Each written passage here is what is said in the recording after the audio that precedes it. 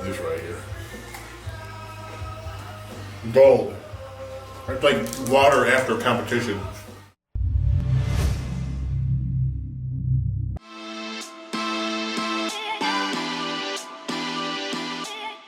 Hey, what's up, Muscle and Strength? Steve Kuclo here with Team ALLMAX, bringing you part 2 of what bodybuilders eat for breakfast. Excited to be here with you guys to show you what I eat. Right now I'm not necessarily dieting for a specific show, but I eat pretty clean. It's what I eat on a daily basis. And it always changes just a little bit. I may, if my weight's not moving, whether I'm trying to bring it down or up, I may be adding a few ounces of meat or a few more egg whites or a couple ounces of oats here and there. And I'm gonna show you what I do, a little bit techniques, and just to kind of eat an efficient, fast, but very good breakfast.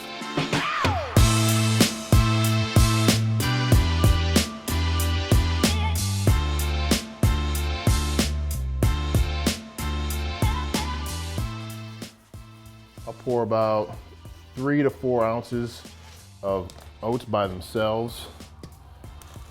Then throw a pack of that on top. As my palate has changed, I would say that I use less sweetener than I did when I was younger, and I just eat a lot simpler. I don't know if it's just getting old and like, this is just so routine that it's not like I have to trick myself into eating this way. It's just, right now it's pretty easy just to know my routine foods that I eat. I'll get the frying pan warmed up. Lately I've been doing about 6 to 8 ounces of beef mixed in with my egg whites. So I made some ground beef already.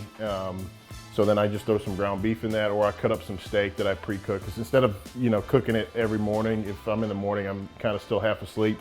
I already have it cooked. Throw it in there just to kind of warm it up, and then I'll cook the egg whites mixed in with it. I usually do about 1 to 2 eggs. So obviously you have to get out the condiments. The favorite, I'm sure every bodybuilder, every fitness enthusiast's favorite thing ever is low sugar ketchup. And my old little dirty secret, the spray butter. And then I'll be doing a little Ezekiel toast with it, just to get some extra carbs in me. I like the cinnamon raisin Ezekiel toast. My weight's floating in the high 280s right now, and I compete around 275. So to drop about 10 pounds isn't going to be a whole lot of effort, as far as have to be killing it on cardio and having a diet super hard. So right now it's, I still eat the same foods all year round. So it's not this big drastic change where I have to go from, eating, waffles and pancakes every morning to, I gotta eat egg whites and oats. Like, this is just what I like to eat, and it's just second nature. So it's what I'm doing. Pretty good at eyeballing it. So I'll do about 6 to 8 ounces, and that was 6 ounces right on the money. So I'll be good with that today. Throw that in the toaster. I do about 6 to 8 ounces of these as well, which is, it's close to a cup. Again, I'm pretty good at eyeballing it because I've been doing it so long. I always like to measure my food, whether I'm dieting or off season. If I don't know what I'm eating, and then I just decide, okay, I need to start monitoring my food, and what is it, how much am I eating? Where's my point to that my body will start responding to dropping the calories ultimately? So is it, if I'm eating a cup of egg whites and 6 ounces of beef, I know, hey, maybe I cut down 6 ounces of beef to 4 ounces, and that cuts out, roughly 60, 70 calories right there. And then, maybe drop my egg whites a little bit to a half a cup just for it. So I'm giving you an example.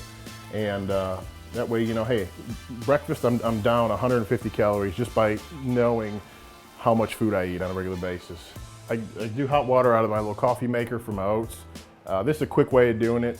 That way, if I'm in the morning and I'm just cranking out my food, not worried about making this gourmet meal, I'll throw some hot water in there and I throw it right in the oats, and just, these are done. I'm gonna throw them on my good old Chinette paper plate. I mean, if you haven't done this yet, you're gonna want to do yourself a favor and save yourself some dishes. I don't like to eat off glass plates. If I'm, obviously if I make a nice meal, I will, but Chinette is the secret, because I eat it and throw it right in the garbage.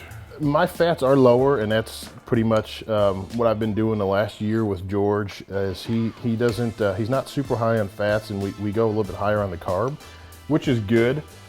They all serve their purpose. When you cut your fat, ultimately, it feels like as you're getting farther in your contest prep, you may have 200 or 300 grams of carbs, but if you have no fat, your brain primarily runs on fat. And you realize, like, I'm losing some brain function, it feels like, and that's kind of the dieting brain, where just being reduced calorie, reduced fat, you feel like, you know, you're a little bit forgetful, a little bit tired, and that's just due low body fat and low fat intake. Sometimes just having a cheat meal or having like a burger or a fatty steak, man, you feel like, wow, I feel great. So just little things, you see how your body changes and reacts as you change your diet, and be real observant to what you're doing. And that's kind of one of the secrets to, I like to tell people is, you know, everything is a learning process with your body. So that's ready, that's ready. The toast just rung that it is ready. And I don't know about you guys, but I am a stand-up eater. May sound weird, or you maybe do it too, but half the time I say I probably stand up and eat. I just eat right here in the kitchen. This right here.